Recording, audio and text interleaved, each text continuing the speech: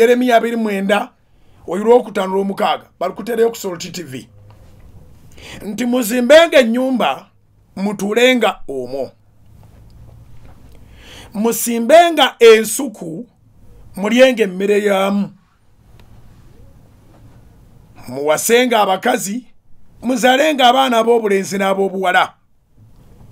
Ngenze ku lunyiriri olw'omukaaga otegere nti cultures zifaanagana n'ekigambo kya Katonda era nga zakikola ddanga ne Bayibuli tenatuuka gye tuli. Wulira, era olw'omukaaga Yeremiya 29:6 era muwasizenga batabani bammwe abakazi, era muwasizenga batabani bammwe abakazi, era mugabenga abawala bammwe okufumbirwa, bazalenga abaana ab'obulenzi n'ab'obuwala, mwalirenga eyo so temukendeera. Omuwala yenna okutandika okufumba ateekwa okuba nga agabiddwa kitaawe, oba kitaawe taliiwo ne waliwo yasigala mu gaapu. Si gwe weegaba, balina okukugaba. Omulenzi yenna okuwasa ateekwa okuba nga kitaawe abadde involved, kitaawe yakuwasiza. Wabaawo bye balondoola, abantu tebavudde ku mwezi. Family zeetegerezebwa. Omuwala gw'ogenda okuwasa kitaawe yaani? Abo basajja abakulu beemanyi taata. Omuwala gw'ogenda okuwasa nnyina yaani? Kati oluusi otegeera luvannyuma nti ono gwe nawasa ate nnyina yali w'amayembe baabagoba bugobyeyo olusuku baasawa lusaawe, kubanga gwe weerondera. Tuli mu puroguramu emisingi. Bwe tuba baakudda ku musingi toduma, goberera layini. So mu ngeri eyo okuwasa nalyo ddagala lya bugagga. Bw'owasiza balina mukono gwaki?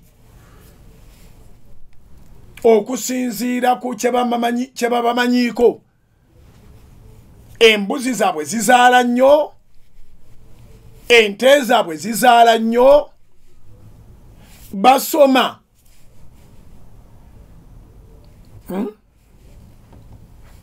Oba okitegedde, balimi, basuubuzi, be baani?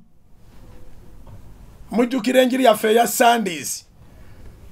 Lubereberera na 7:3 Falaawo abuuza Yusufu ne baganda be nti omulimo gwammwe ki? Omulimo gwammwe ki? Ne bannyonnyola tuli basumba. Then nga mumaze okulowooza ku bugagga engeri gye bukwasaganyizibwamu sayidi ne sayidi, omukisa gw'abali guli mu ki? Awo ne mulyoka mugamba bo abawala beewaabwe bafumba. Wanji abawala beewaabwe bo bafumba. Kuba bwe kitaba kisa kya Kristo eriyo famire nga sitaani yazigwamu, bwe batanoba, bwe batabagoba, bafiisa bufiisa. Bayibuli mulimu omukazi. Abasajja bajja ne babuuza Yesu kati mukuzuukira libeera mukazi waani? Baamuleeta mu famire natta abavubuka n'abamala mu famire. Bino ebyogamba mu twamusasula taddayo, mukulu bw'afa addako amuwasa, addako naye ng'amuwasa, addako yatta abavubuka 7 mu famire. Kiri ekisiraani kyali kika, yatta abavubuka 7. So kirungi nnyo okumanya gw'ogenda okuwasa ewaabwe bawangaaza abasajja. Tuli ku katundu ke bayita other people's experience. Before you make a decision, it has to be thought about.